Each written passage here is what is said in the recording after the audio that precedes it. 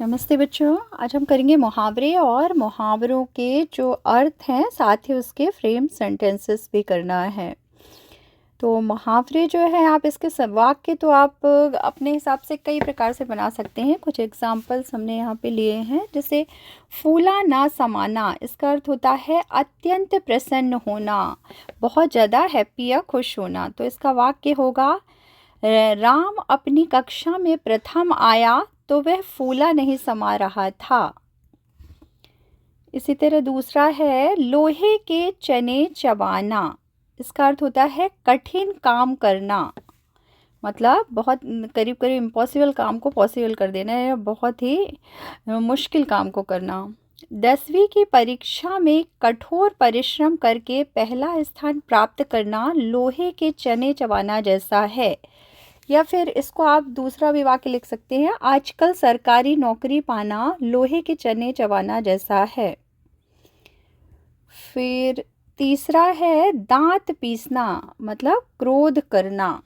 तो इसका वाक्य बना सकते हैं आप इस तरह, सोहन को परीक्षा में नकल करते देखकर अध्यापिका जी ने दांत पीस लिए।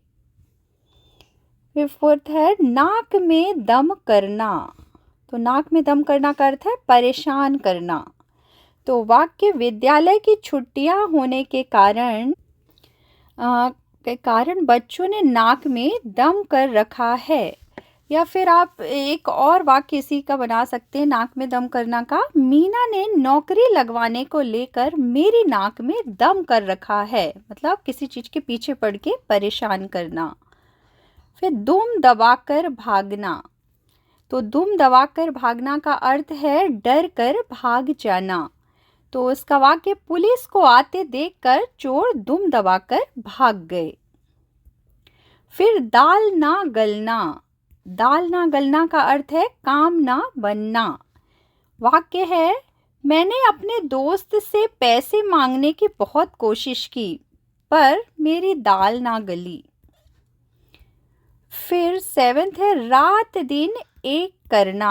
तो रात दिन एक करने का अर्थ है बहुत परिश्रम करना। रात दिन एक करना मतलब बहुत परिश्रम करना, बहुत हार्डवर्क करना।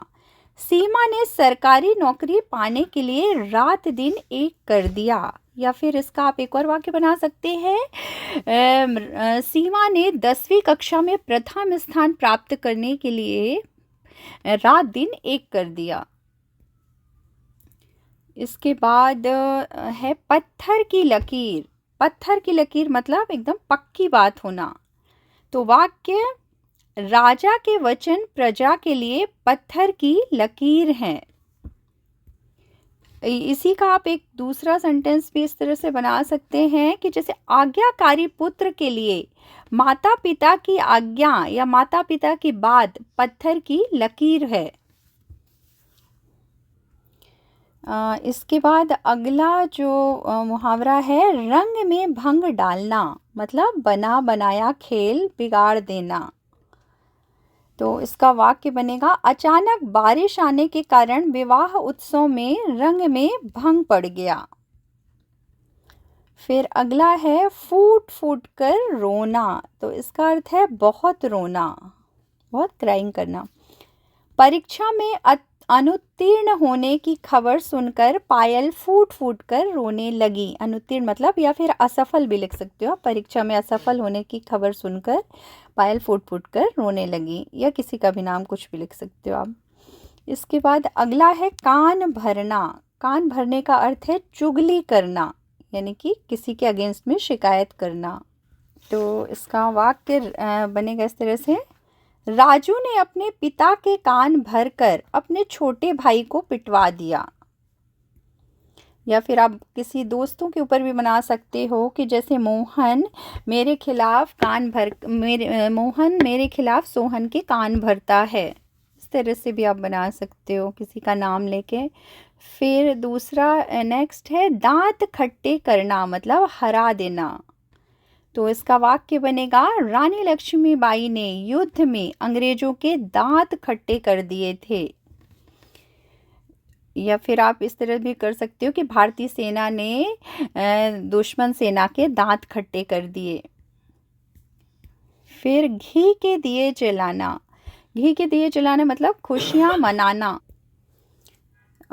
तो घी के दिए जलाना, खुशियाँ मनाना, तो इसका वाक्य बनेगा, भगवान राम जब 14 वर्ष वनवास के बाद माता सीता और लक्ष्मण के साथ घर आए तो सबने घी के दिए जलाए। या फिर आप इस तरह से भी बना सकते हो एक और वाक्य कि जैसे मैं जब विदेश से पढ़कर घर आया तो माँ ने घी के दिए जलाए। फिर ठेस लगना। ठेस लगना का अर्थ होता है दुख पहुंचाना। वैसे ठेस लगना मतलब दुख पहुंचना, बट ठेस लगाना अर्थ है दुख पहुंचाना, है ना। तो रमेश की कड़वी बोली से सबके दिलों को ठेस पहुंची, मतलब चोट लगी या कि दुख पहुंचा। तो आप इसे ठेस लगना लिख सकते हो, नो प्रॉब्लम। इसके बाद नेक्स्ट है उल्लू बनाना। उल्लू बनाना मतलब मूर्ख बनाना। तो इसका वाक्य बनेगा, भोले भाले गांव वालों को शहरी लोग उल्लू बना देते हैं। तो ये थे मुहावरे। आप इस तरह से ये जो मुहावरे हैं इसको पढ़ के समझ सकते हैं, और इसके जो फ्रेम सेंटेंसेस हैं उसे आप अपने ओन वर्ड्स में, अपने शब्दों में कुछ भी लिख सकते हैं। अगर आपको इसका अर्थ पता है तो आप कोई भी मुहावरे का वाक्य बना सकते हैं।